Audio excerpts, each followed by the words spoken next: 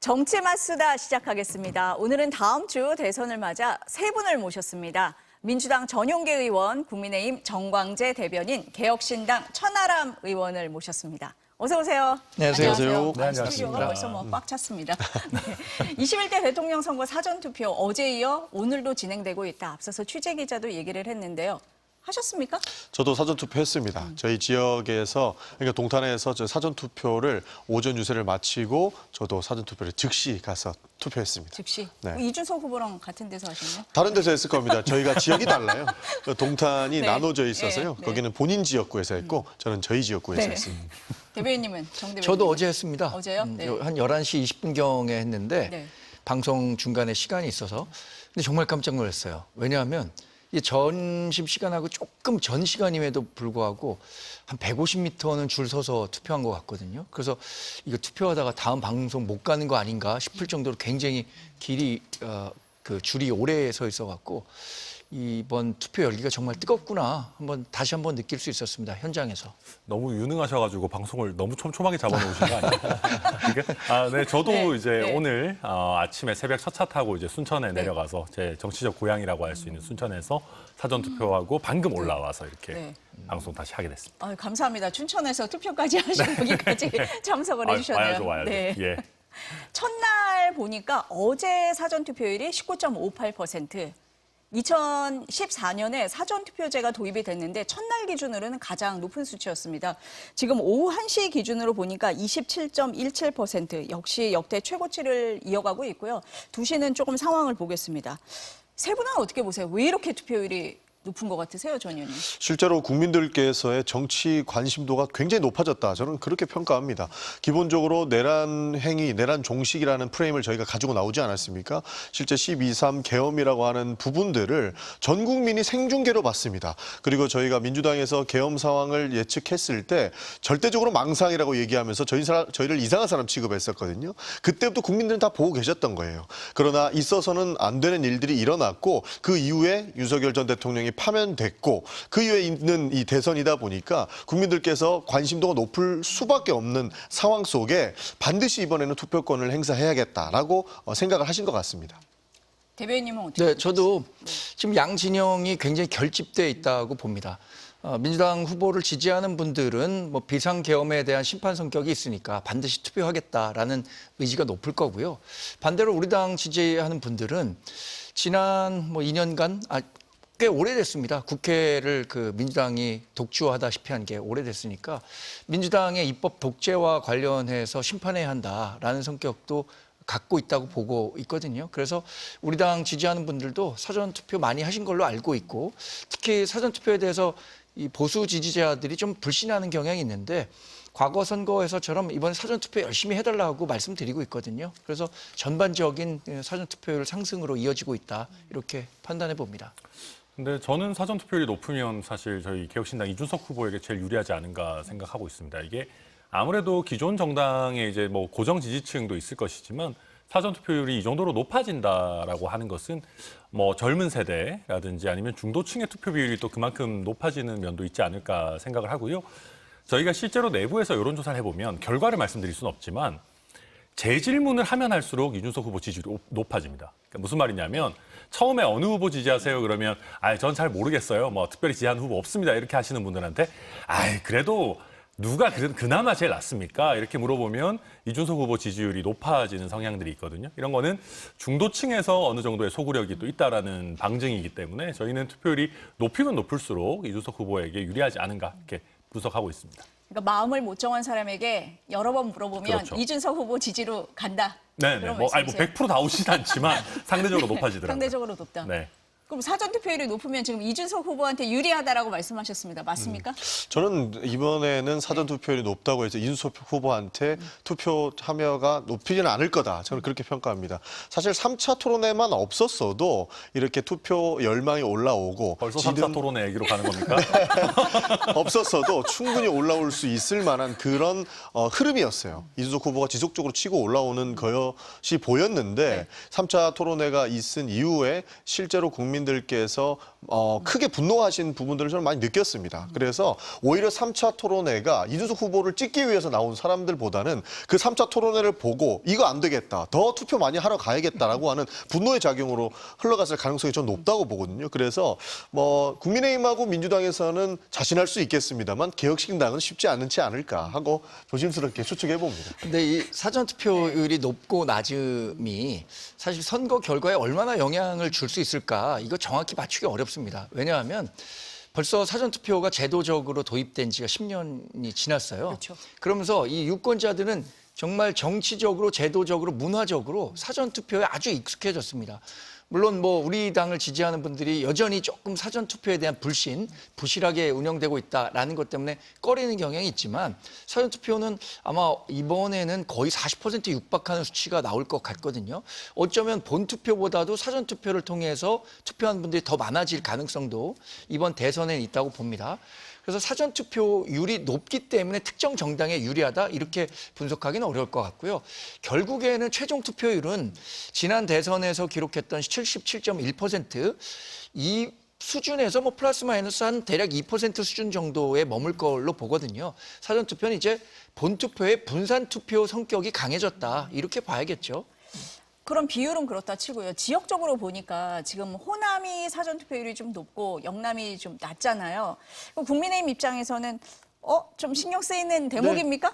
신경 쓰이죠. 네. 그래서 오늘 실제로 몇 건의 문자를 대구 지역 국회의원들로부터 받았는데, 네.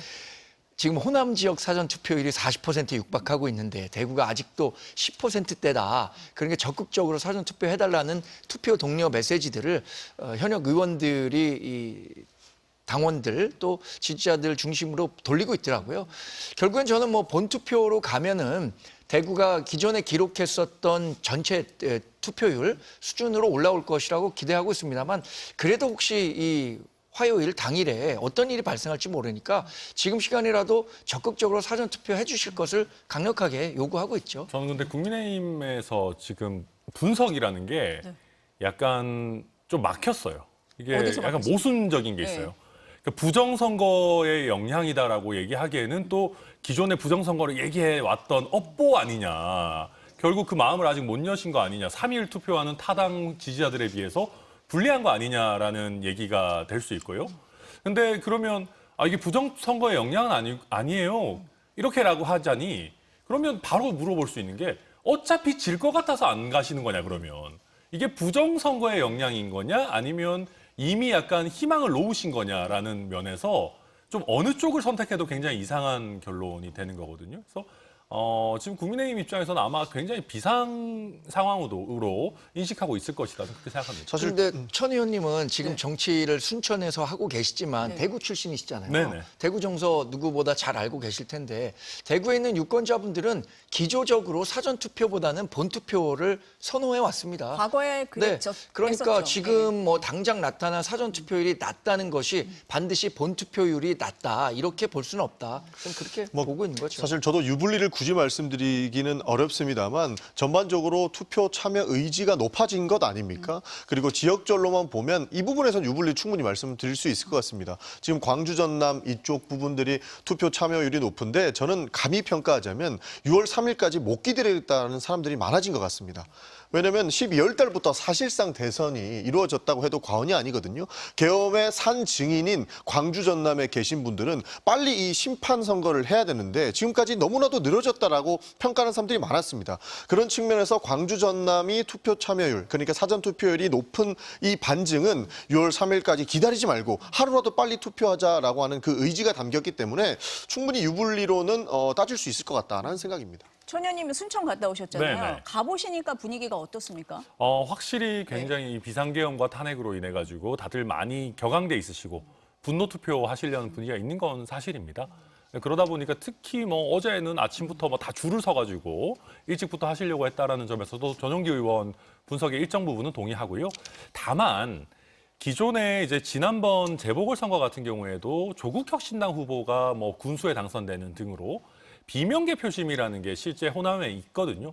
이번 대선이 좀 특이했던 게 호남에서 배출한 대선 후보가 사실 없는, 굉장히 호남 입장에서 좀 특이한 선거고, 돌이켜보면 더불어민주당의 당내 경선에서도 의미 있는 호남 출신 후보가 사실 많지 않았습니다.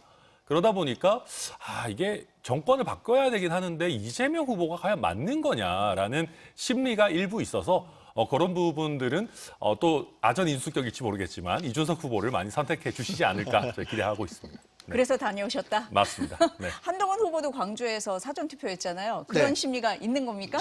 어제 전 네.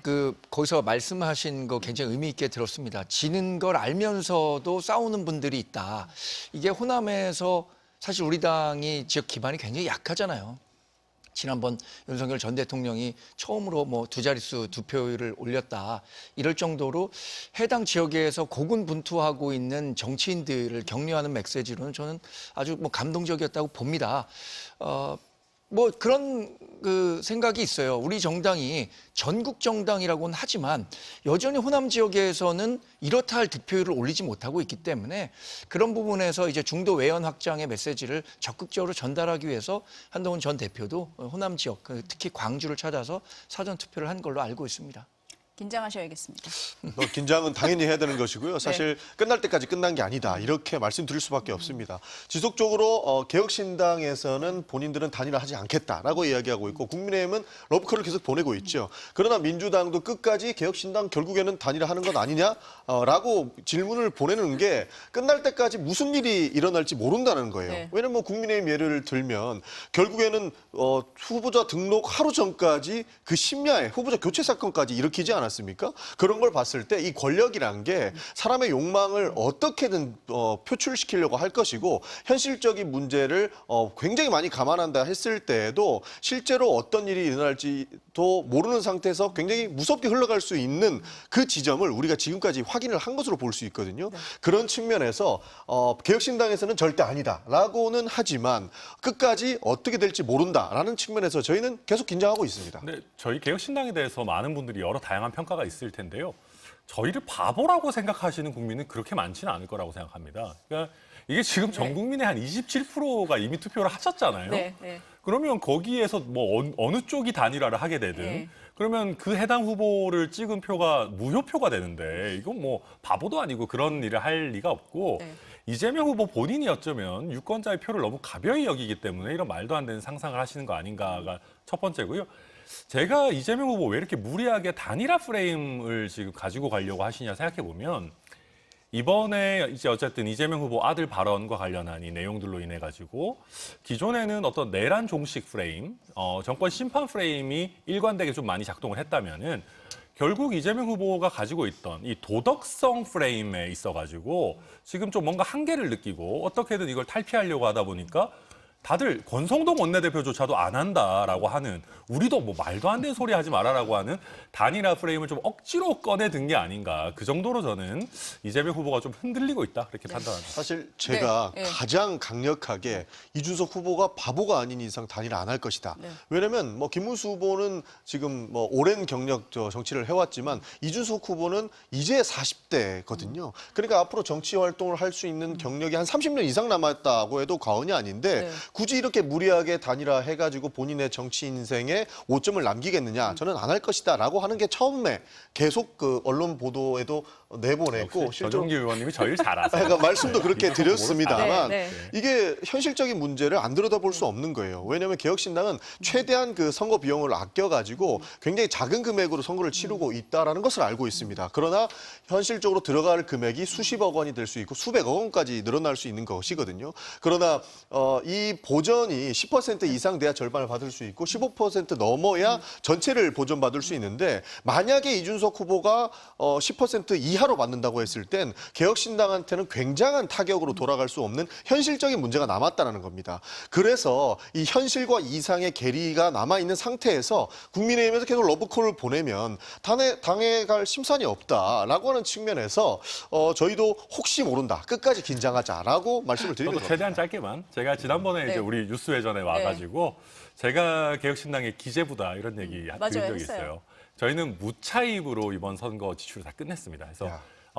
더불어민주당에서 저희를 그렇게 비용적인 면을 걱정해 주셔서 너무 감사하고요.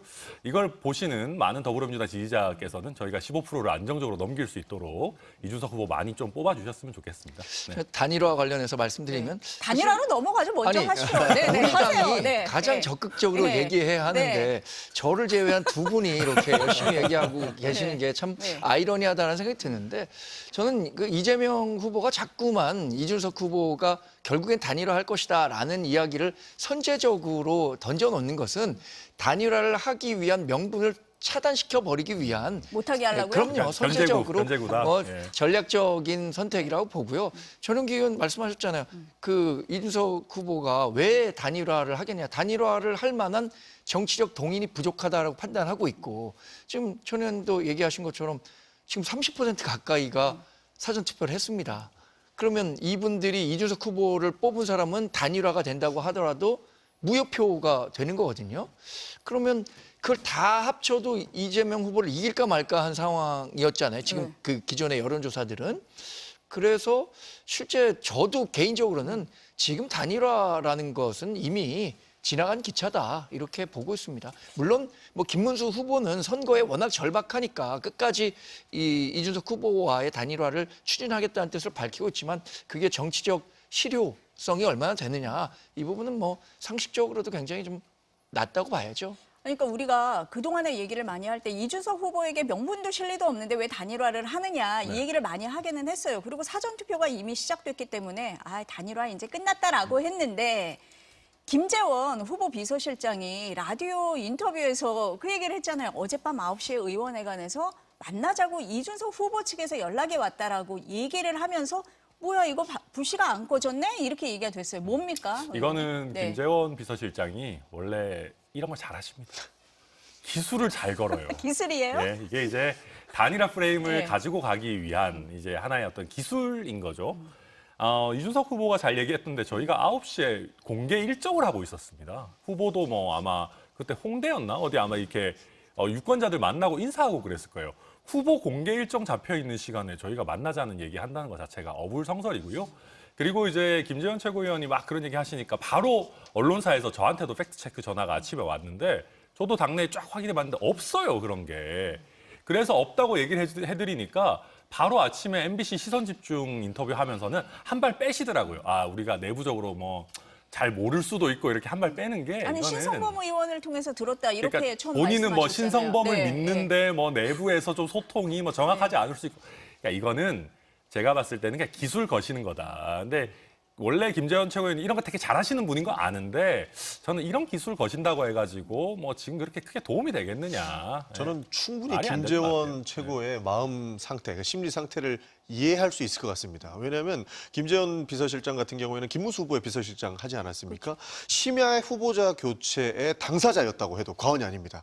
그러니까 끝날 때까지 끝난 게 아닌 거죠. 본인 입장에서도. 그러다 보니 어떻게든 기술을 걸어서라도 실제로 단일화 이루고 싶어자 하는 마음이 저는 거기에서 엿보였다고 할 수 있습니다. 그리고 뭐 민주당에서 견제구를 던진다라고도 볼 수 있는데요. 실제로 필요한 조치였던 것이고 그렇게 함으로써 더 투표 참여를 많이 해주시고 정치인들이 말 바꾸지 않는 것을 국민들께 알아주셔야 된다라고 하는 메시지로도 읽어주시면 좋을 것 근데 같습니다. 저는 이거는 김재원 최고위원이 단일화를 진짜 할 생각이 없다라는 걸 명확하게 보여주는 장면입니다. 오히려 그렇다. 오히려 네. 만약에 이렇게 이제 만약에 조금의 불씨라도 남아 있었다면 김재원 최고위원이 이런 걸 공개해버리면 안 되는 거죠. 후보자들끼리 만나고 나서 이게 뭔가 얘기가 됐다거나 이렇게 나와야 되는 거지 만나려고 한다더라. 이런 상황이면 만남이 될 수가 있겠습니까? 설령으로 근데 생각이 있다고 해도. 이번 단일화 협상은 과거하고 다르게 다 공개적으로 얘기가 나왔어요. 근데 이제 저희는 네, 처음부터 네. 끝까지 단 한 네. 번도 할 생각이 없다라고 말씀을 드렸고 제가 솔직하게 그냥 이제 다 끝났으니까 지금 와서 단일화 지금 국민 30%가 투표하셨는데 말이 안 되는 끝난 거 소리니까 맞아요? 완전히 완전 끝났어요. 끝났어요? 애초에 시작한 적도 없었지만 완벽하게 끝났고요. 이거를 제가 이제 와서 좀 편하게 말씀드리면 애초에 김문수 후보 쪽도 그렇게 적극적이지 않았어요. 언론에서만 엄청나게 이렇게 하시고 사전투표 전날에 저희하고 협의도 안 하고 무슨 제 의원실 앞에 찾아와가지고 기다리시는 퍼포먼스는 하고 이게 뭐냐 하면 그냥 이제 명분 쌓기, 면피용 그냥 뭐 노력한다라는 거 보여주기식이었지 사실 그렇게 적극적이거나 그런 것도 아니었습니다. 뭐 저희가 의원실에 간 건 맞아요, 천하람 의원. 네, 그 아예 뭐 예. 보니까 카메라까지 해가지고 뭐 제 의원실 앞이 막 중계되고 있던데요. 보니까. 일부러 피하신 건 아니고요. 아, 저희는 애초에 만나겠다는 약속을 네. 한 적이 없기 때문에 피했다라는 얘기 자체도 뭐 좀 잘못 알고 이준석 후보가 네. 제 의원실에 있다는 좀 잘못된 정보를 접하시고 저희랑 상의 없이 그냥 들이닥치셨던 건데 저희는 애당초 아무런 뭐 의사소통을 할 생각도 없었고 김문수 후보 쪽도 사실 그렇게 적극적이지 않았다. 그리고 이미 다 끝났다. 그런데 천 의원님 지금 말씀하신 건 약간의 어폐가 있다고 봅니다. 진정성이 없다고 판단하셨다고 했잖아요. 네. 근데 애당초부터 단일화는 할 생각이 없었다. 그러니까 진정성과 아예 할 생각이 없었다라는 건 좀 상충된다고 네, 보고. 저희 입장에서 아예 할 생각이 없었는데 김문수 후보도 언론에다가만 하셨지 별로 그렇게 생각 전 뭐 없었어요. 그 마음은 진정성은 네. 단일화를 향한 진정성은 뭐 김문수 후보 본인과 그 김문수 후보를 도왔던 분들의 마음 그것까지 여기에 있는 사람들이 다 그 진정성이 있었느냐 없었느냐 평가하기는 좀 어렵다고 보고요. 그리고 그 사전 투표가 시작되기 전까지는 실제로 김문수 후보 측에서 봤을 때는 적어도 투표가 이루어지는 6시 전에만 단일화가 어떤 식으로든 이루어진다면 이제 투표소에 사퇴라고 이 공지가 되잖아요.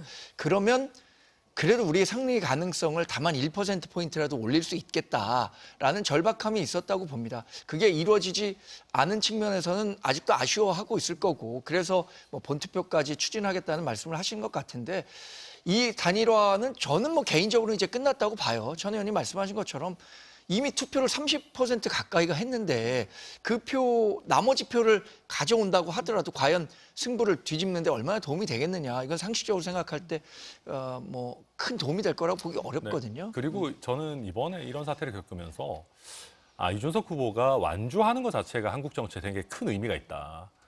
저는 정말 정치 불신이 심각하구나라고 느낍니다. 저희는 처음부터 끝까지 단 한 번도 단일화할 할 생각이 없고 개혁신당의 이준석 후보는 완주를 넘어서 승리를 위해서 뛰겠다. 제가 알기로 뭐 수백 번, 수천 번 얘기했을 겁니다. 근데 이제 뭐 타 당에서야 전략적으로 이걸 좀 비틀 수도 있고 한데 국민들께서도 야, 과거에도 다 그러다가 단일화하지 않았냐. 근데 저는 이번에 이준석 후보가 아니다. 정치인이 한다면 한다라는 거. 정치인의 말을 믿으셔도 된다. 특히 전용기 의원님 말씀처럼 정치할 날이 오래 남은 후보이기 때문에 이준석은 최소한 자기 말을 마구잡이로 바꾸는 정치인이 아니다라는 것을 이번에 남기는 것이 저는 한국 정치에 굉장히 큰 의미가 있고 이준석 후보 개인에게도 아주 의미 있는 성취가 될 거다 판단합니다. 저희는 기본적으로 뿌리가 같기 때문에 어쩔 수 없는 선택을 할 수도 있다라고 하는 측면에서 지속 말씀드리니까 대변인 어떻습니까? 그 김재원 최고가 김재원 후보 비서실장이 라디오에 나와서 한 말은 기술이다라고 하셨는데 어떻습니까? 그래서 뭐 이게 신성범 의원이 중간에서 좀 역할을 하려고 했다라고 하는데 사람이 이제 전화 통화든 이렇게 듣다 보면 본인에게 유리한 쪽으로 화자의 이야기를 약간 곡해하는 경우가 있다고 생각합니다. 저는 그걸 뭐 의도적으로 김재원 비서실장이 있지도 않은 얘기를 갖고 했다라고 생각하지는 않습니다. 그런데 아마 본인에게 유리한 식으로 이걸 듣고 그러면 이준석 후보도 한번 만나겠다는 뜻이 있는 건가? 이렇게 해석한 부분을 언론상에 얘기했었던 건 아닌가 이렇게 생각해 봅니다. 그럼 개혁신당 측에서는 접촉한 사람이 있기는 있었던 거예요? 사실 저희 개혁신당도 굉장히 여러 구성원들이 있습니다. 근데 제가 파악한 바로는 없습니다. 제가 지금까지 제가 나름 그래도 후보 바로 다음에 상임선대위원장인데 제가 저희 주요 구성원들에게 다 확인한 바로는 단 한 명도 저희 이준석 후보가 김문수 후보와 만나자고 하거나 뭐 제안을 하거나 한 바는 전혀 없고요. 그래서 그러다 보니까 저희 입장에서도 이거는 좀 과도하게 모르겠습니다. 뭐 어느 정도 유리하게 해석하셨는지 모르겠지만 뭐 누구 하나 그랬을 수 있겠죠. 뭐 선거 끝나고 뭐 지난번에 못 뵀으니까 끝나고 한번 뵙죠. 이랬을지도 모르는 거지만 너무 과도한 해석을 김재원 최고위원에 넣어가지고 기술을 쓰신 건 아닌가 저희 그렇게 평가합니다. 아니 근데 시간 장소가 나왔잖아요. 의원회관 9시라고 나왔기 때문에. 그건 말도 안 되는 소리입니다. 그건 그건. 말이 안 된다. 그럼 그제 김문수 후보가 의원회관에 약속 없이 갔잖아요. 네. 그거는 어떻게 봐야 됩니까? 저는 뭐 예. 여러 정치적 제스처였다고 봅니다. 그러니까 본인으로서는 이렇게 단일화를 열심히 추진했는데 이준석 후보가 전혀 대화를 할 의지가 없더라라는 것을 지지자들에게 보여주는 것만으로도 저는 우리 지지자들을 결집하는 데 도움이 됐다고 생각하고요. 그리고 이준석 후보가 단일화를 하지 않음으로써 발생할 수 있는 정치적 책임론이 제기되고 있습니다. 근데 그것은 어떤 그 정치적인 생향을 가진 집단이 만들어내는 것이 아니라 유권자의 집단 지성이 만들어내는 책임론이라고 생각합니다. 앞으로 선거 결과가 어떻게 될지는 모르지만 그 책임론을 특정 그룹에서 만드는 것이 아니라 실제 이 선거 구도를 봤을 때 단일화 때문에 이재명 후보의 집권을 막지 못했다라는 것은 국민들이 갖고 있는 집단 지성의 발현이지 어떤 사람이 그걸 조장한다고 해서 생겨나는 그런 여론은 아니라고 봅니다. 저는 이게 김문수 후보의 계산된 정치 기획 쇼였다라고 평가합니다. 기본적으로 문전박대 당하는 그림을 만들고 싶었던 것 같아요. 그러니까 사전에 상의도 안 하고 찾아가는 그림 만들었고 비서실장까지 보내서 문전박대를 당했는데 카메라까지 동원했다는 건 아닙니까? 사실 정치에서 중요한 것은 한 두 가지로 또 나눌 수가 있는데 불쌍해 보이거나 분노하게 하면은 이거는 표심에 바로 영향을 미칩니다. 그런데 과거에 노무현 대통령도 찾아갔다 문전박대 당하는 그림을 만들었었죠. 그때 불쌍하다는 여론이 많이 올라와서 투표에도 큰 영향을 미쳤습니다. 그것을 봤을 때 충분히 이준석 개혁신당 측에다가 연락을 했고 후보가 직접 갔는데도 문전박대를 당했다라고 하는 것이 언론 보도를 통해서 나갔을 때 김문수가 불쌍해 보인다라고 하는 프레임을 만들고 싶었던 것 같아요. 그런 측면에서 이런 불성 프레임이 있었던 것 같고 뭐 분노 프레임이라고 하면 조금 전에도 말씀드렸지만 3차 토론회에서 이준석 후보가 이상한 소리 해가지고 사람들 분노해가지고 뭐 투표장에 나오게 하는 방법. 그러니까 이 두 가지가 있는데 저는 김문수 후보가 철저하게 본인이 문전박대 당하면서 불쌍해 보이는 그림을 만들어서 조금이라도 표를 더 가지고 오려고 하는 기획된 계산이 아니었을까. 저는 그렇게 추정을 하는 거죠. 그런데 그게 나쁜가요? 뭐 나쁘지는 않습니다. 나쁜 건 아니잖아요. 그러니까 투표를 위해서 할 수 있는 모든 일은 하는 거죠. 나쁜 그렇죠. 일도 아닌데 당연히 그런 진정성을 보여주고 본인의 진심을 보여줄 수 있다면 당연히 정치인으로서는 해야 되는 행위죠. 근데 괜찮을 것 같은데 개혁신당은 안 좋을 것 같아요. 아니 저는 뭐 저희는 전혀 상관없는 게 네. 불쌍해 보였습니까? 안 불쌍해 보였어요. 아니 저는 그러니까 사실 그렇게 따지면 그 예전에 한덕수 후보랑 이제 단일화 한창일 때 권성동 원내대표랑 김기현 전 대표인가요? 거기는 아예 그 우리 김문수 후보님 집 앞에까지 찾아갔었어요. 집 앞에까지 찾아갔는데 안 만나 주셨던 분이 김문수 후보님 캠프랑 저희 의원실이랑 뭐 얼마나 떨어져 있겠습니까? 그냥 걸어오셔도 금방인 데를 저희랑 약속을 한 것도 아니고 와가지고 그냥 저희 의원실 앞에 앉아 계시다가 카메라로 좀 찍다가 가신 게 이게 무슨 그렇게 불쌍해 보일 만한 일인가. 그리고 제가 거듭 말씀드리지만 저희는 단일화 프레임이라는 건 이미 죽은 프레임인 게 한동훈 후보님이나 한동훈 전 대표나 안철수 의원이나 아니면 넓게 봐서 홍준표 전 시장이 올라왔으면 모르겠지만 아니 윤석열 정부 밑에서 노동부 장관에서 비상계엄 막지도 못하고 대통령 탄핵에 적극적인 입장도 못 내고 심지어는 대통령 탈당에 있어가지고도 그걸 우리가 어떻게 얘기하냐라고 하시는 분하고 이준석 후보가 애초에 단일화를 할 거라고 생각하는 분이 저는 조금 이상한 거다. 애초에 가능성이 없었다. 그래서 저도 뭐 나쁘다고 얘기한 건 아니고요. 실제로 그런 기만 쇼라고 저희는 평가를 하는데 그런 쇼를 해서라도 한 표라도 더 얻으려고 했던 것 같고 한덕수 후보 말씀을 해주셨는데 실제로 한덕수 후보와의 단일화는 굉장히 한덕수 후보가 불쌍해 보였습니다. 그 정도로 저희도 오히려 한덕수 후보 편을 들면서 김문수 후보 말 바꾼 거 아니냐라고 비판을 했었는데 그런 측면을 계산하고 가서 선거운동을 했던 것 아니냐라고 저는 추정을 하는 거죠. 아니 국민의힘 측에서는 표를 얻기 위해서 할 수도 있는 일이다라고 지금 말씀을 하시는데 개혁신당의 책임론을 떠넘기는 거 아니냐? 이렇게도 볼 수 있는 거 아니겠습니까? 저는 사실 이게 그런 거지 않습니까? 애초에 저희가 느끼는 단일화 압박이라고 하는 게 사실 그렇게 크지 않았습니다. 제가 거듭 말씀드리지만 그렇게 생각한다면 정말 비상계엄에 반대하고 탄핵에 적극적이었던 후보를 국민의힘에서 선택했었어야 되는 것이죠. 저희는 아예 길이 다르고 개혁신당은 정의당이 아니고 이준석 후보는 심상정 후보가 아닙니다. 정의당과 심상정 후보는 예전에 지역구는 민주당, 비례대표는 정의당 같은 프레임으로 사실 민주당 이중대로서의 어떤 이득을 취한 바가 있죠. 근데 저희 개혁신당은 창당할 때부터 지난 총선 치르고 지금까지 우리는 국민의힘의 잘못된 행태와 맞서 싸우겠다라고 하는 정당이고 단 한 번도 우리가 이중대를 하겠다라고 한 적이 없습니다. 지금도 마찬가지입니다.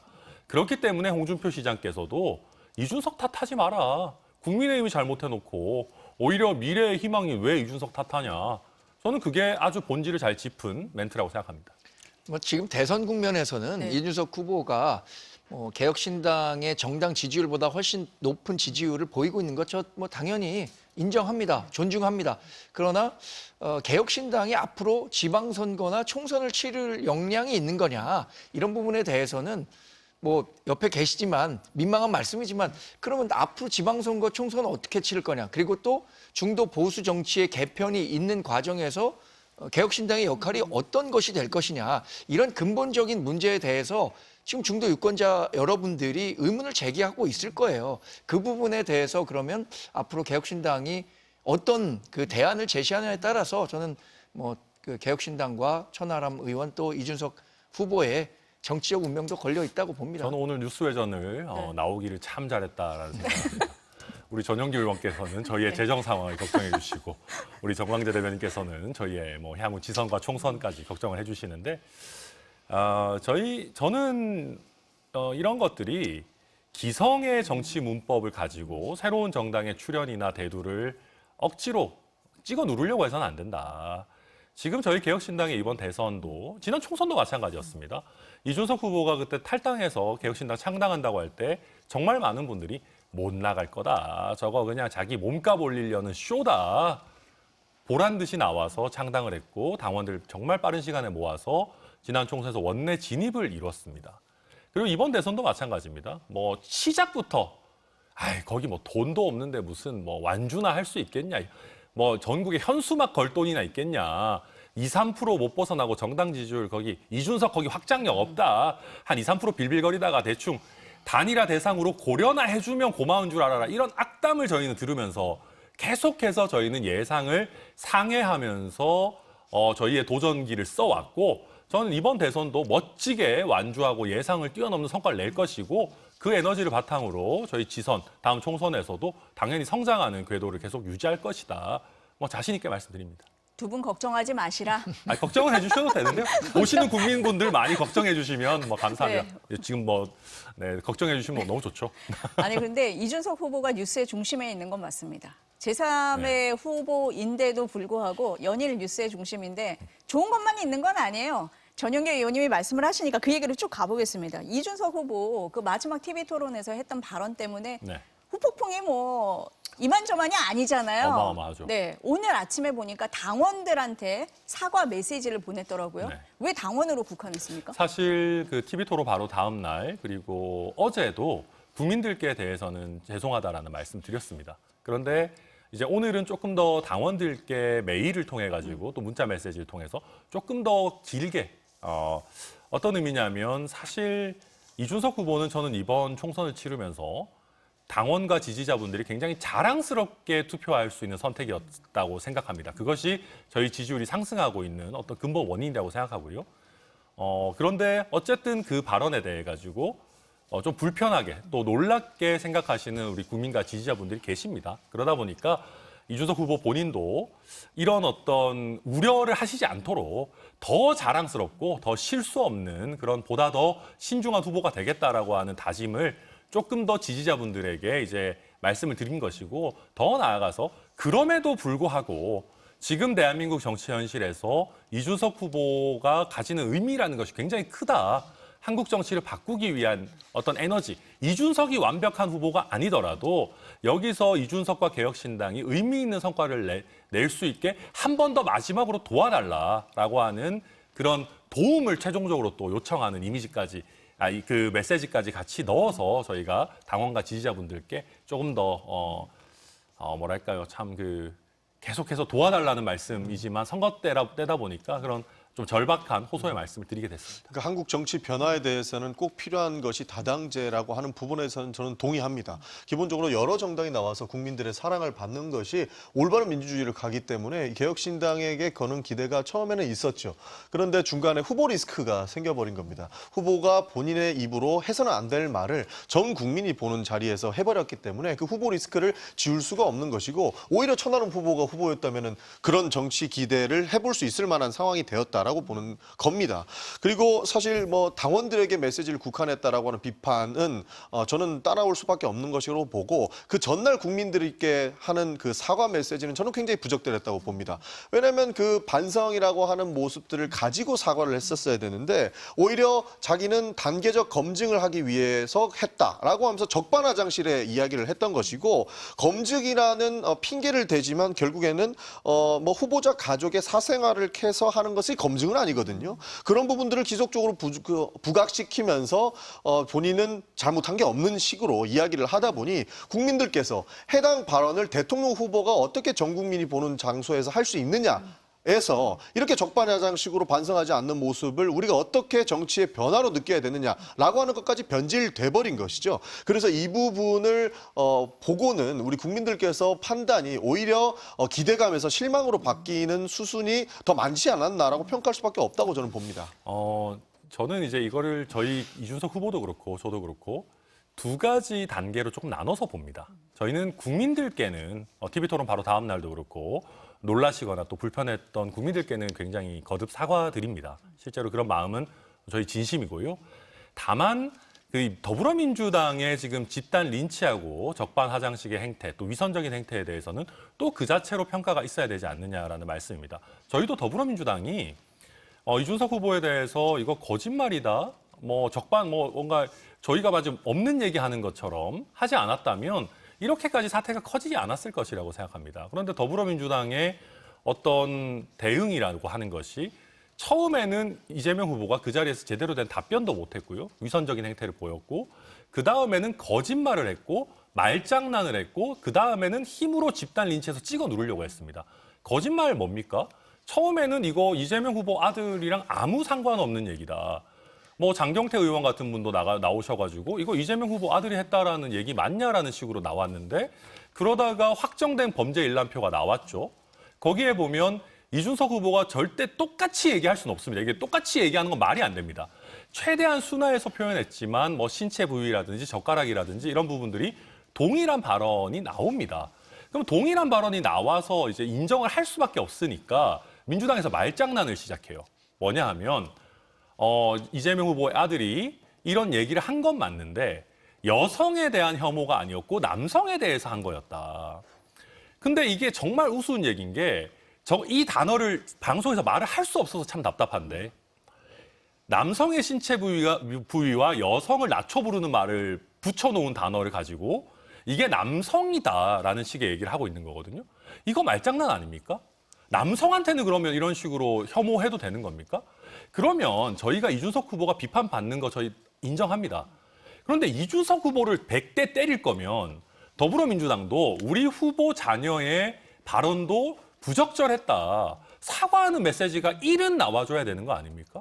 그런 거 없이 그냥 위선적으로 이재명 후보도 그게 뭐가 잘못이에요. 오늘도 유튜브 아까 나오셔가지고 보니까 완전 허위 사실이다. 뭐 허무맹랑한 얘기다 그러는데 저는 오늘 전용기 의원한테 여쭤보고 싶습니다. 저희가 무슨 허위 사실을 얘기했다는 겁니까? 사실이 뭡니까? 이게 물타기라고 보는 것인데 개혁신당과 이준석 후보가 가장 잘못한 것은 사실과 확인되지 않은 내용들을 교묘하게 섞어가지고 마치 있는 것처럼 하니까 받아들이는 사람들이 실제적 사실처럼 받아들인다는 아니 이거는 겁니다. 판결에 의해서 확정된 사실관계라니까요. 그런데 그것이 확정적이면 확정됐어요? 확정적이라고 말씀하시면 또 다른 문제가 생긴다는 아니요, 저 거죠. 확정됐습니다. 저는 이거 더불어민주당 그 민주파출소 얼마든지 가도 되고요.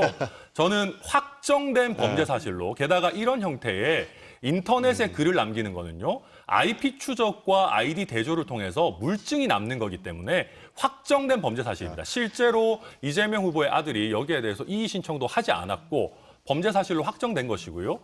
제가 진짜 이거는 민주당의 고도의 이 방어 전략 같은 게 방송에서 할 수 있는 욕설 수준으로 하면 욕을 먹습니다.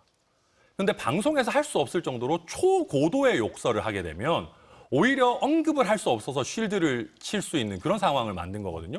그래서 다시 한번 제가 묻겠는데 이거 확정된 이재명 후보 아들의 발언 내용 맞고요. 네. 조승래 의원도 사실 그거 인정했습니다. 이게 남자냐 여자냐의 문제를 문제로 튼 거지 뭐가 허위 사실이라는 겁니까? 그러니까 이게 물타기라고 보는 게 기본적으로 3년 전 지난 대선에서 나왔던 그 온라인 도박과 관련된 것을 이미 처벌받은 것 아닙니까? 거기에서 더 이상 뭘 얘기하는지는 모르겠고 해당 발언 아니, 이 발언을 얘기하는 겁니다. 두 도박도 가지 도박이지만. 아이디가 같은 것인지 아닌 것인지는 확인도 제대로 안 된 확인됐습니다. 상황. 이번에 범죄 일람표상 확인이 그러면 됐고 그걸 오히려 확정적으로 두 말씀 아이디가 주시면 좋겠고 문제는 뭐냐면 확정적으로 말씀드릴게요. 그러니까 잠깐만요. 동일합니다. 그러니까 지금 예. 문제가 뭐냐면 국민들이 평가한 겁니다. 민주당이 집단 리치를 했다고 말씀을 해주시는데 이준석 후보가 3차 토론회에서 혐오의 발언을 본인 입으로 한 것이고 국민들께서 정확하게 지적해 주신 건 뭐냐면 아무리 대선 후보로서 그리고 이제 갓 대통령 후보가 될 수 있는 자격을 가진 사람에도 불구하지만 할 말 안 할 말 못 가린다라고 하는 부분들을 국민들이 지적하고 있는 건데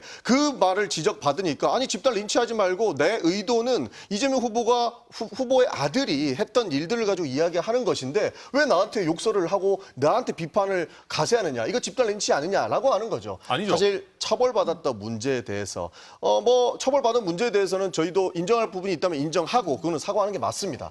그러나 이것을 다시 파묘해서 니네 처벌받은 거 2번, 3번 얘기하는 것은 오히려 문제 아닙니까? 아니죠. 그래서 지금 포커스는 이준석 후보의 발언 자체, 전 국민이 보고 있는 그 현장에서 본인이 했던 말을 앞으로 어떻게 주워 담을 것이냐, 어떻게 반성할 것이냐가 포커스인 것이지 이거를 이재명 후보의 아들의 범죄 사실까지 뭐 결부시켜서 확인단 내용이기 때문에 단언할 수는 없다. 그거는 오히려 물타기에 불과하다는 자, 말씀 드리는 거예요. 제가 조금만 말씀드릴게요. 보셨죠? 이거 제가 정리해 드릴게요. 제가 여쭤보려고 그랬어요, 제가. 이준석 후보가 좋아하는 가치 중립적인 말들로 설명드리겠습니다. 이 논란이 되는 과정 보셨죠? 이렇게 논란이 많은 후보들을 뽑으면 그래서 안 되는 겁니다. 지금 3차 검증을 토론을 갖추면서도 파도 미담만 나오는 분이 김문수 후보라고 지금 유권자 여러분들이 생각하고 계십니다. 틈새 선거운동인데요, 예, 지금. 그런데 이거 예. 제가 정말 가치 중립적으로 보겠습니다. 이 발언이 대선 토론회에서 나왔어야 하는 발언이냐? 그러면 안 되죠. 그래서 이준석 후보는 그 부분에 대해서 사과를 했습니다. 그럼 사과를 2차례에 걸쳐서 했고 뭐 당원들에게도 뭐 아주 절절한 사과의 메시지를 보냈어요. 근데 이 문제의 본질은 사과는 한 게 거기서 끝나는 것이 아니라 그러면 이재명 후보 아들이라고 지금 범죄 일람표를 더해서 천 의원 말대로 확정이 된 거예요. 아무리 민주당이 뭐 확정된 게 아니다. 이게 뭐 여성과 남성 뭐 두 개로 다 해석될 수 있다. 이렇게 그 변명을 붙인다고 하더라도 범죄 일람표를 본 사람은 이런 분이 그 이재명 후보의 아들이라는 점, 그 부분에 대해서 이재명 후보는 어떤 생각을 갖고 있는지에 대해서 물어보는 겁니다. 이미 뭐 지난 대선 과정에서 검증이 끝난 얘기를 하고요. 아니 그때는 1,000만 원 그 은행 대출 받아갖고 소액 그 투자 도박을 한 걸로 도박을 한 투자라고 거고. 하시면 큰일 납니다. 그러니까 예. 도박을 한 걸라고 했고 이것과 관련해서는 그 음란 패설과 관련해서는 전혀 우리가 알지 못했던 내용이에요. 그럼 그 부분에 대해서 새로 그 지적된 문제에 대해서 이재명 후보는 본인이 대통령 후보이기 이전에 아버지로서 어떤 입장을 갖고 있는지 얘기를 해야 되는 겁니다. 그런데 지금 국가의 미래만 걱정합시다라고 한다면 유권자 여러분들께서 어떤 판단을 하시겠습니까? 저도 약간 마무리할게요. 네. 뭐 너무 길게 얘기할 건 아니고요. 저도 더불어민주당에서 이재명 후보와 관련해서 뭐 어쨌든 언급이 나왔고 이준석 후보의 태도만 문제 삼았다면 저희도 그래 뭐 저희도 잘못한 부분이 있고 국민들의 불편한 부분이 있으니까 인정하겠습니다라고 했을 겁니다. 그런데 이준석 후보의 아들이 이런 발언을 한 게 명확한데 이거에 대해서 오히려 이준석 후보에게 허위 사실이다라고 이야기하는 것은 결국 본인들의 세력과 어떤 덩어리를 이용해서 힘으로 진실을 찍어 누르겠다라는 것이거든요. 하지만 진실은 침몰하지 않습니다. 말도 안 되는 행태를 보여주고 있다고 말씀드리고요. 또 한 가지는 이준석 후보의 발언이 문제라면 이런 문제되는 발언을 한 아들에 대해서 국민 앞에 이런 발언은 결코 용납될 수 없다라는 명확한 메시지를 주지 못하고 있는 이재명 후보의 행태는 더 큰 문제 아닙니까? 이게 단순히 아들의 일탈이 아닙니다. 만약에 대통령 재직 중에 이재명 후보의 아들이 이런 문제를 일으키면 어떻게 할 겁니까? 그리고 그걸 넘어서서 이런 극단적인 어떤 혐오 발언을 쏟아내는 행태에 대해서 내 편이라고 해서 감싸기를 하는 거라면은 이거는 이재명 후보 본인에 대한 검증이죠. 이게 사실 더불어민주당이 기존에도 남에게는 굉장히 엄격하고 본인들에게는 굉장히 어떤 너그러운 위선과 내로남불의 어떤 행태를 보이면서 국민들에게 심판을 받아왔는데 저는 이 언급에 대해서 대하는 더불어민주당의 태도도 결국 본질은 내로남불과 위선에 있다 그렇게 생각합니다. 그러니까 뭐 저도 짧게 마무리하겠습니다. 뭐 온라인 도박에 관련해서 그리고 뭐 음담 패설에 대해서 일부분에 저희가 정확하게 사실관계 확인된 부분은 있는 걸로 파악을 했습니다. 그러나 이것이 정확하게 연결돼 있는지는 확인이 저도 잘 안 돼 있는데 기본적으로 온라인 도박과 관련해서 처벌받은 것은 사과해야 되는 부분이고 본인이 법적 책임을 진 것 아닙니까? 그 처벌받은 것은 입이 두 개라도 할 말이 없다라고 말씀을 드리는 거고 문제되는 아들이 있기 때문에 이재명 대표의 입장이 필요하다라고 하는 것에 저는 이야기가 좀 어려운 게 이미 아들은 문제되는 행위를 했기 때문에 처벌을 받았습니다. 거기에 대해서는 법적 처벌로 인해서 모든 것이 끝났다라고 볼 수 있는데도 불구하고 이재명 후보 아들을 지속적으로 본인이 발언을 실수한 것에 대해서 대입해서 가지고 와서 하려고 하는 게 예의가 더 안 되거든요. 왜냐하면 지금 우리는 이재명을 뽑을 것이냐 김문수를 뽑을 것이냐 이준석을 뽑을 것이냐 이 세 가지로 싸움을 해야 되는데 이재명 아들 얘기만 계속해요. 우리가 대통령으로 이재명 아들을 뽑습니까? 왜 그런 얘기를 계속 가지고 와서 이야기를 하는 것이죠? 그리고 과거에 이준석 후보의 발언들을 보면 과거 뭐 부모님의 문제가 있었을 때 부모는 부모 삶을 살아야 되고 나는 내 삶을 살겠다라고 해서 딱 끊고 갔던 부분이거든요. 그리고 이미 처벌받았던 부분임에도 불구하고 다시 가지고 와서 이야기하는 것이 부적절하다고 하는 측면에서 말씀을 드리는 것이고 왜 제가 이준석 후보에 대해서 강력하게 비판을 하냐면 총선 때도 그랬습니다. 제 옆 지역구잖아요. 총선 때에도 총선 후보자 자녀 의혹 가지고 와가지고 여러 가지 논란들을 만들었어요. 그런데 또 와가지고 자녀 의혹 가지고 와서 이미 처벌받은 내용까지 덧붙여서 이런 아들이 있는 사람을 어떻게 뽑으시겠습니까? 라고 이야기하는 것이 바람직하느냐. 우리는 대통령 후보로서 이재명과 이준석을 놓는 거지 이재명 후보의 아들을 놓는 건 아니잖아요. 그렇게 따지면 김건희 여사의 학력 논란에 대해서는 왜 그렇게 우리가 민감했습니까? 네. 자, 잠시만요. 네네. 그러니까 이게 그런 겁니다. 우리가 여러 정권들을 볼 때 뭐 YSDJ부터 뭐 아들들, 노무현 전 대통령의 형, 뭐 박근혜 대통령 친딸은 아니었지만 뭐 정유라, 그 이후에 이제 문재인 대통령의 딸과 사위. 가족 리스크라는 것이 간단한 문제가 아닙니다. 제가 아까도 말씀드렸지만 집권을 했을 때 이런 어떤 음담 패설 이게 지금 나온 게 어떻게 보면 다행일지도 모릅니다. 이게 터져 나온다라고 하면요. 정상적인 뭐 정책 집행이 될 수 있겠습니까? 제가 예전에 윤석열 정부 초반에 이상한 짓 많이 할 때 그런 얘기를 했어요. 대통령의 지지율이라는 거는 생각보다 공적인 재화다. 자기가 혼자 이상한 짓에서 떨어뜨리게 되면 자기만 불행해지는 게 아니라 정부의 정책 동력 자체가 떨어진다. 지지율을 소중히 여겨야 된다. 그렇기 때문에 우리가 대통령의 가족들에 대해서도 미리부터 검증하자라고 하는 겁니다. 저는 이준석 후보의 부모님, 그때 당시에는 이준석 후보가 대선 나간 게 아니었죠. 대통령 후보의 부모님에 대해서는 얼마든지 검증할 수 있다고 생각합니다. 지금이라도 필요하면 검증하십시오. 근데 아까 전용기 의원님께서 말씀하신 것처럼 처벌받았으니까 상관없지 않냐? 그럼 대통령 가족들은 그 어떤 문제를 저질러도 이미 처벌받은 내용은 다시 끄집어서 논의하면 안 되는 겁니까? 저는 이거야말로 그 어떤 전과 사범을 가지고 있는 후보에 이미 처벌받았으니까 상관없다라는 이 전과 어떤 무탈주의 이런 게 발현된 거 아닌가 생각합니다. 그러니까 가족의 사생활까지 캐서하는 것이 문제가 있다라고 얘기하는 거고 김건희 여사랑은 명확히 다르다는 점을 다시 말씀드리겠습니다. 김건희 여사의 뭐 여러 가지 의혹들이 있었는데 그것은 남편이 권력을 가지고 있었고 그 권력으로 인해서 수사받고 책임을 져야 될 부분들이 계속적으로 은폐했다는 의혹 때문에 저희가 그것에 대한 검증을 한 것이고요. 이재명 후보 아들과 그 처벌 그 이력에 대해서는 이미 다 나온 내용이고 심지어 처벌까지 받았음에도 불구하고 문제가 없다라고 하는 건 아닙니다. 왜냐하면 가족의 그 리스크에 대한 부분은 충분히 검증해야 되는 부분에 동의하지만 이렇게까지 물타기 형태로 들어오는 것은 굉장히 부적절하다는 말씀을 드릴 수밖에 없는 겁니다. 지금 논란이 되는 거는 공직 후보자가 TV 토론에 나와서 그런 소리를 하는 것에 대해서 확실하게 끌고 가야 되는 것이지 그 원인이 당신들 때문이야라고 하는 것을 어떻게 국민들께서 받아들이겠느냐. 조금 전에도 말씀드렸지만 국민들이 지적하는 것은 방송 나와서 할 말 안 하는 말 구분도 못하는데 어떻게 우리가 믿고 투표를 하겠느냐라고 하는 지적입니다. 그래서 그 부분에 대해서는 대변인이. 저는 이준석 후보는 네. 그 해당 발언에 대해서 사과했고요. 그분이 정치적 법적으로 책임을 지면 됩니다. 이준석 근데 후보가 사과 맞습니까? 사과했다고 봐야죠. 거예요? 네. 사과 3번이나 했어요. 예. 그리고 이재명 후보가 그냥 일반 범인이라면 그 아들이 법적 처벌을 받았기 때문에 뭐 책임 소재는 이제 다 끝이 났다라고 평가할 수 있을 것 같아요. 그러나 이재명 후보가 범인입니까? 그분은 정치인이에요. 그러면 정치적 책임을 함께 유권자들이 물을 수 있어야 한다고 생각하거든요. 그러한 정치적 책임을 묻는 과정에서 이재명 후보가 보이는 태도는 분명한 문제가 있다는 거죠.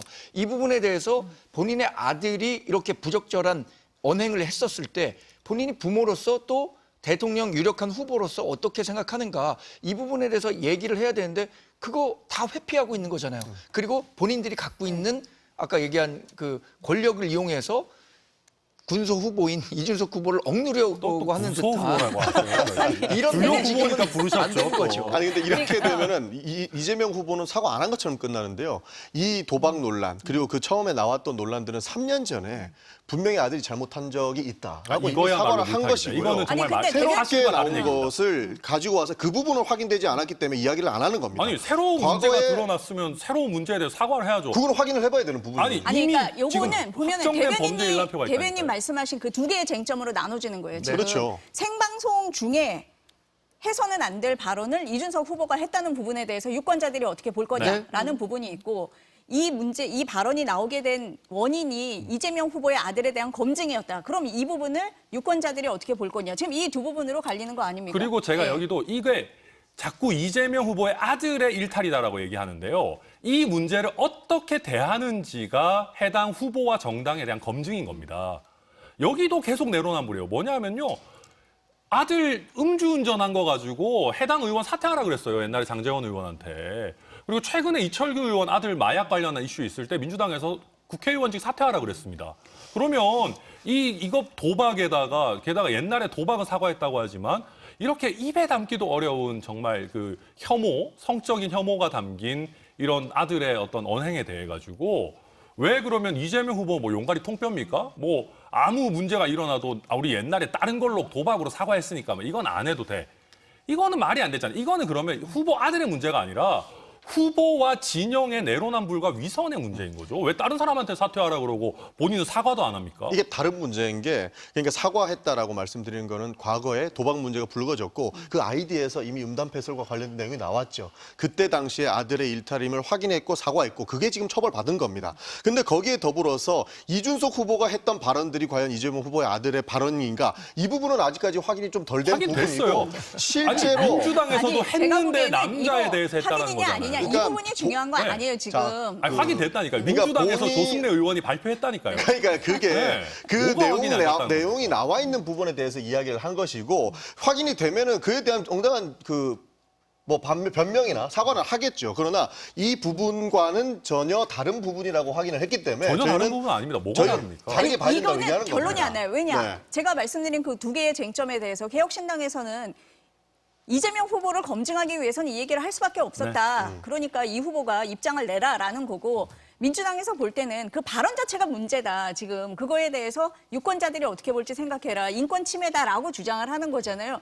이거는 타협이 될 수 없는 부분이에요. 다만 그렇잖아요. 저는 민주당에서 네. 특히 오늘도 이재명 네. 후보가 뭐 무슨 허무맹랑한 얘기다, 허위 사실이다라고 얘기하는데 확정된 아니다. 판결에 의해서 확인된 사실을 허위 사실이다라고 얘기하는 게 저는 굉장히 법적으로 위험한 허위 사실 유포다라고 하고 생각하고요. 본인들은 또 법 바꿔가지고 자기들 범죄 혐의는 피해가겠다라고 하고 있을지 모르지만 사과를 못할지언정 거짓말을 해서는 안 되는 거죠. 저희는 저희가 비판받을 부분 받겠습니다. 사과도 했습니다. 근데 이재명 후보는 지금도 계속 거짓말을 하면서 자기가 책임져야 될 부분 피해가거든요. 저는 이런 거 보면 최근에 유시민 씨도 나와가지고 무슨 말도 안 되는 설라는 여사에 대해 가지고 무슨 학력 차별에 여성 비하에 이런 얘기들 쏟아내고 있는데 자기들이 하는 거는 다 괜찮고 저희가 자기들이 한 발언을 인용해서 이런 거 문제지 않냐. 당신들 이거에 대해서 문제 지적 못하는 거 위선 아니냐라고 얘기하는 것만 여성 혐오 갈라치기다 얘기하는데 지금 여성 혐오 갈라치기는 유시민 씨나 민주당이 하고 있는 거예요. 제가 부족해서 그런지는 모르겠습니다만 조금 전에 말씀드린 것처럼 이준석 후보의 발언이 아들의 발언과 연결이 되느냐 그 부분이 확인이 되고 사실관계가 본인에게도 확인이 된다면 당연히 사과를 하겠죠. 그때 확인된다. 물어보시면 잠깐만 아니, 그게- 확인된다는 걸 민주당 그러니까- 조승래 의원이 브리핑을 했다니까요. 그러니까 그 부분이 남자다라고 확인되면- 했다니까요. 전 의원님 확인 네. 못했다고 하니까요. 저도 가서 가서 확인을 해보시죠. 그러니까 조승래 그거 확인이 의원님 제로 보십시오. 되면 예. 제가 모르는 발언에 대해서 말할 수 네, 없지 전 않습니까? 의원님 그러면은 가서 확인해 확인되면은 보시고 요거는 네. 그거 부분에 대해서는 저도 이제 뭐 사과하겠다는 의사를 밝힌 바 있는 것이고 여기서 중요한 부분은 그러면 이재명 후보의 아들이 그런 뭐 발언을 했다고 칩시다. 그런 발언을 했다고 한다면 문제가 되겠죠. 근데 그 발언을 대선 토론에서 한 이준석 후보 그러면 이재명 후보 아들과 이준석 후보의 싸움입니까? 우리는 이재명 후보의 아들을 대선 후보자로 내보내지 않았어요. 우리는 그들을 뽑아달라고 하는 것이 아니고 둘 다 문제라면 그 발언을 인용하면서 말도 안 되는 발언을 전 국민한테 한 이준석 후보의 자질에 더 큰 문제가 있다. 그 부분을 국민들께 말씀을 드리는 겁니다. 정 대변인님. 네. 유권자들은 너무- 어떻게 볼 것 같습니까? 이게 저는 정말 가치 중립적으로 봐서 민주당이 이번 문제를 대하는 태도는 매우 궁색해 보입니다. 매우 국민의힘 궁색해 보이고요. 대변인인데 같이 중립적일 수 없을 것 같고요. 아니, 이렇게 갈등의 그건 중심에 아니죠. 제가 제가 TF도 있는데 만들었어요. 매우 궁색해 보이고 네. 결국에 이것을 뭐 네거티브라고 해갖고 이거 전형적인 네거티브 공세다 이렇게 얘기하지만 이건 네거티브라고만 치부하기에는 이재명 대표 후보가 분명히 얘기해야 하는 검증의 대상이라고 봅니다. 이재명 후보가 보통 사람이 아니잖아요. 아까 범인이 아니고 유력 정치인이고 대통령이 될 가장 유력한 분인데 그분의 아들이 이런 부적절한 언사를 한 것이 그분 본인이 어떤 입장을 갖고 있는지에 대한 검증의 일환이라고 봅니다. 대변인은 가치 중립적은 아니신 것 같아서. 사실 여기서 네. 국민의힘에도 얘기를 안 할 수가 없는 게 네. 뭐 가족 리스크 뭐 TF인가 만들었죠. 그거를 제대로 진정성 있게 굴리려면 김건희 여사 특검에 대해서도 오히려 입장을 밝히는 게 중요합니다. 가족 가족 리스크에 대해서 검증이 중요한 것은 저희도 동의하는 바입니다. 그렇기 때문에 문제가 있으면 처벌을 받고 본인의 책임을 묻는 게 당연한데 지금까지 반대해왔죠. 그리고 마치 그 권력을 이용해서 옹호하려고 했던 그 의혹들을 다 털고 가기 위해서는 오케이 앞으로 모든 가족의 리스크는 한번 털어보자 해서 김건희 여사 특검을 오히려 찬성해 주시는 게 진정성 있는 모습으로 비칠 수 있습니다. 다시 이걸 되돌이켜. 다시 김건희 여사 문제로 돌아가면 뭐 무한 루프처럼 그게 돌아가는데 물타기죠, 그게. 제가 말씀드리려고 그게 물타기고요. 네. 김건희 여사 문제로 인해서 결국엔 윤석열 정권이 실패한 정권이 된 겁니다. 그럼 거기에서 배워야죠, 민주당은. 그리고 이게 특검이 아니라 김건희 여사에 대해서는 지금 검찰 수사가 이루어지고 있어요. 윤석열 전 대통령이 이제 자연인으로 돌아갔고 김건희 여사 역시 자연인이기 때문에 검찰의 수사가 막 진행되는 그 시점에 이 특검이 필요하지 않은 부분지에 대해서는 당내에서도 좀 더 논의가 필요한 부분이기 때문에 지금 당장 특검을 해야 된다. 여기엔 동의할 수 없습니다. 역시 저희 가족 리스크 없는 이준석 후보가 적절히 저희가 잘 또 대응하도록 가족 하겠습니다. 리스크는 김문수 후보가 없죠. 저희도 없어요. 조금 전에 말씀을 네. 주셨잖아요. 그러니까 실패한 정부기 때문에 그것을 이야기하는 것이 물타기다라고 말씀을 주셨는데 실제로 국민의힘도 실패한 정당이죠. 그러면 이미 본인이 보유한 대통령이 파면을 당했지 않습니까? 저희 적극 동의합니다. 그런 측면에서 말씀을 안 드릴 수가 없는 것이고 김건희 여사 가지고 오는 게 물타기라고 또 반박을 하나 드리면 조금 전에 천하람 의원도 그렇고 우리 정강래 대변인도 말씀하셨지만 이 리스크가 나왔을 때 그것을 대하는 정당의 태도도 문제 삼았다는 거잖아요. 지금 김건희 여사에 대해서 그것을 대하는 정당의 태도에 대한 지적을 하고 있는 것인데 그거는 말하지 마세요. 그거는 물타기입니다라고 이야기하는 것이 오히려 국민들이 봤을 때 내로남불이 될 수 있다. 아니 해당 문제에 대해서 김용태 비대위원장이 우리가 제대로 대응하지 못했다. 국민 눈높이에 맞지 않았다라는 사과를 했고요. 그래서 윤석열 전 대통령도 탈당을 했고 이번 대선 과정에서 윤석열 전 대통령과의 거리두기 하고 있습니다. 반성하고 있고 새로운 모습으로 탄생하는 국민의힘에 표를 달라는 말씀을 드린 거니까 이 지금 논란이 되고 있는 문제를 자꾸만 과거에 있었던 김건희 여사와 섞으려고 하는 것 자체가 불필요한 정치 저도 공세라고 봅니다. 그러니까 정치인이 완벽할 수 없지 않습니까? 저도 이번에 이준석 후보가 그런 좀 너무 본인 딴에는 나름대로 순화를 최대한 한다고 했지만 국민들이 보셨을 때 불편한 표현을 했을 때 이걸 국민들이 잘못된 거예요라고 싸우면 안 돼요. 그래서 이준석 후보는 바로 다음 날부터 이거는 어떤 이유 여하 뭐 우리가 얘기하려던 뭐 위선 이런 것도 있지만 어쨌든 표현이 불편한 점에 대해서 사과했거든요. 저는 이재명 후보도 이거를 손바닥으로 내지는 더불어민주당의 힘으로 진실을 가리려고 해봐야 안 가려집니다. 그러면 아들도 실수할 수 있죠. 근데 국민들이 보고 싶은 거는 본인과 가까운 사람들의 어떤 여러 문제점을 얼마나 엄정하게 대하느냐. 그걸 보고 싶은 거라서 저는 국민하고 더 이상 싸우시지 마시고 전용기 의원 잘 말씀하셨듯이 잘 파악하셔서 좀 잘 정리하셔가지고 적정하게 사과하실 부분 사과하고 넘어가시는 게 맞지 않나 그렇게 판단합니다. 천 의원님, 그 이준석 후보가 5시 20분에 긴급 기자회견 한다고 하는데 네. 내용이 뭡니까? 그걸 제가 미리 말씀드리면 제가 내용을 알고는 있는데 예. 이준석 후보 이렇게 이슈의 중심에 있는 내용은 네. 모든 기자회견이 긴급이에요. 본인이 하고 싶은 말 있으면 긴급 기자회견 해가지고 매일 토론을 하거든요. 네, 그렇죠. 그래서 긴급하다고 저는 크게 의미 없다고 이게 봅니다. 왜냐하면 보통 네. 저희가 그 미리 안 잡아놓은 기자회견은 다 긴급 기자회견이라고 많이 해요. 네. 김용태 위원장도 긴급 기자회견 많이 하시고 예, 뭐 그러더라고요. 들어오시면 민주당도 그렇게 하시고 저희 정당은 긴급 기자회견보다는 오늘 네. 오전에 있었던 대국민 호소문만 소개해드리겠습니다. 네. 여기는 대국민 그래- 호소문을 통해서 네. 경제를 살리기 위해서 이재명 후보 막아야 된다. 아니 이런 그래서 말씀을 제가 세 분이 하도 치열하게 말씀을 하셔서 후보들 얼굴 좀 보여드리려고 했었거든요. 그럼 잠깐 들어도 되겠습니까? 네. 오늘 후보들이 이제 대선 4일 앞두고 막바지 선거운동을 하면서 이런 발언들을 했거든요. 경제 관련 메시지 많습니다. 들어보시겠습니다. 민주당의 집권 가능성이 높아지니까 이재명이 상장지수펀드에 투자를 하니까 이 나라 경제가 살아날 것 같으니까 바로 주식시장이 살아나는 것 아닙니까? 경제를 살리기 위해 이재명을 막아야 합니다. 거짓말로 국민을 속이고 말이 앞선 사람은 절대로 경제를 살릴 수 없습니다. 민노총의 정부 경제로 정직한 청년의 일자리는 없어지고 문재인 정권 때처럼 집값은 천정부지로 올라갈 것입니다. 대한민국의 GDP 대비 국가부채가 50% 선에 달해 있습니다.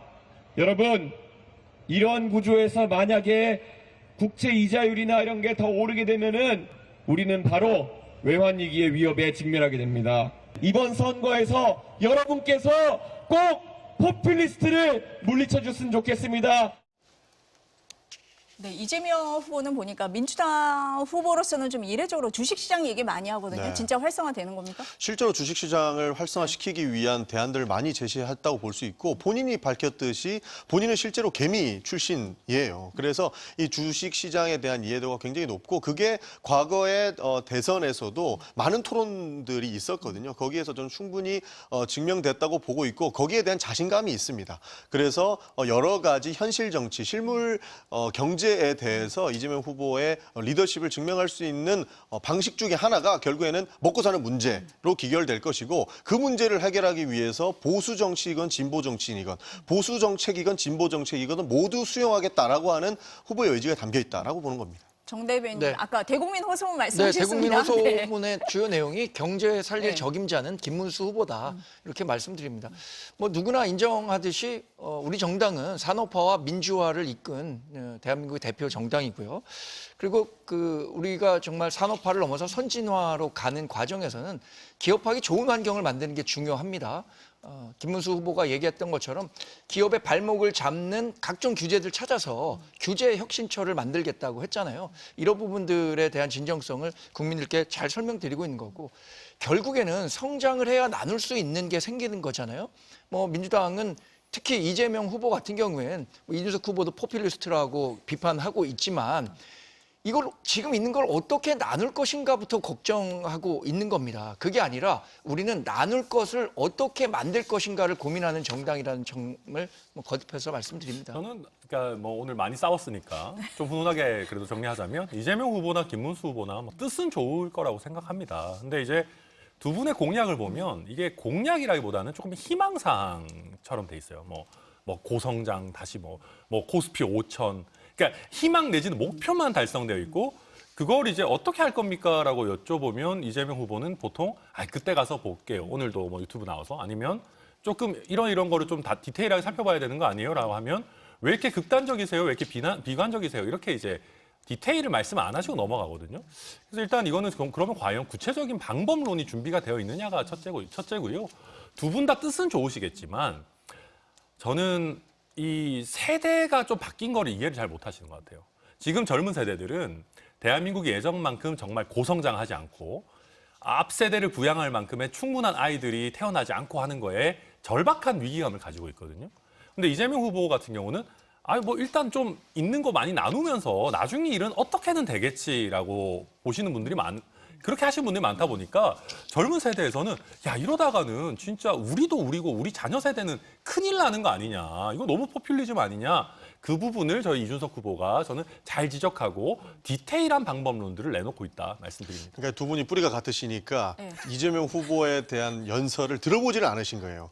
저희 이재명 후보가 많이 바뀌었습니다. 과거에는 이 복지 정책이라든지 어떻게 하면 나눠서 함께 잘 먹고 잘 살 수 있을까를 고민했는데 윤석열 전 대통령이 너무나도 경제를 망쳐놨기 때문에 지금은 무조건 경제를 살리는 데 집중을 해야 된다. 그래서 경제가 살아나야 복지가 이어질 수 있다. 먼저 성장이 있어야 복지가 있다라고 하는 부분들을 대선 후보로 출마하면서 천명을 한 내용입니다. 그러나 전혀 반대로 이해하고 계시잖아요. 그러니까 잘 들어봐 주셨으면 좋겠고 이재명 후보가 충분한 대안을 가지고 있다라는 말씀을 다시 한번 드리겠습니다. 대안 있으면 TV 토론 때 좀 말씀 좀 해주시지 그랬어요.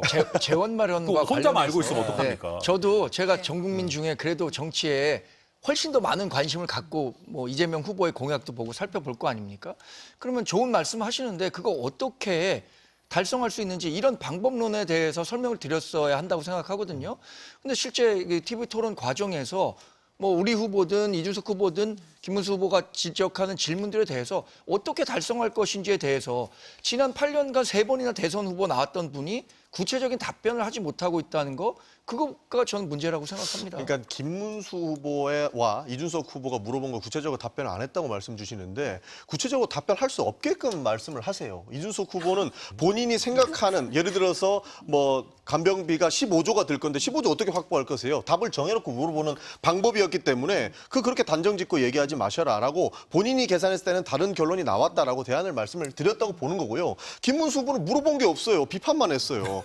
그렇기 때문에 뭐 대답할 거리도 없었다. 저는 그렇게 생각합니다. 근데 안 이제 물어봐서 대답 안 했다. 근데 이제 15조 든다는 거를 파악조차 못하고 계신 것부터 이상한 거죠. 그러니까 그 15조라는 게 이준석 후보 머릿속에서 그냥 튀어나온 얘기면 전용기 의원님 말씀이 맞죠. 뭐 뭔 소리야? 이러면 되는 건데 그게 아마 제가 기억하기로는 국회 예산정책처에서 이 정도 예산이 소요될 거라는 추계 자료가 있는 거거든요. 그럼 보통 TV토론팀이 이걸 준비를 할 때요. 관련한 예산 추계라든지 이게 특히 좀 독립된 기관에서 한 것들은 보통 넣어주거든요. 후보 보시라고. 이 정도 듭니다. 그러면 이걸 뭐 어떻게 좀 구조조정을 해서. 그래서 이재명 후보가 되치기 하겠다고. 그렇게 이준석 후보 말 잘하면 당신 대안은 뭡니까? 그랬더니 이준석 후보 줄줄 나오잖아요. 저희 문재인 케어에서 MRI나 이런 부분 조금 줄이면서 과잉 진료 같은 거 줄여서 이거 재원 마련해야 되는 거 아니냐 나오거든요. 그렇게 나와야 되는데 이재명 후보는 뭐 제대로 사실 재원 특히 마련 부분은 거의 맹탕이었죠. 그러니까 예상 정책을 짤 때는 다양한 기관에서 짜죠. 그런데 한 곳의 기관에서 최대치의 결과만 보고 이거 어떻게 확보할 거냐라고 하는 것이 단정적이었다고 보는 거예요. 그래서 저희가 파악한 부분들은 충분히 다른 결과를 도출하고 있는데 그것을 설명할 시간은 굉장히 부족을 했던 것이죠. 이미 대안은 다 만들어져 있는데 너무 단편적으로 볼 필요는 없다. 이미 오랜 기간 준비를 해왔기 때문에 충분한 답을 정해놓을 것이고 앞으로 만약에 이재명 정부가 세워진다고 하면 함께 풀어나갈 수 있는 부분이라고 저는 생각을 합니다. 천 의원님이 훈훈하게 마무리하겠다고 했는데 역시 안 되는군요. 네. 70분이나 얘기를 했는데 시간이 짧습니다. 하지만 보내드려야 될 것 같고요. 오늘 말씀 여기까지 들어야 될 것 같습니다. 감사합니다. 고맙습니다. 감사합니다.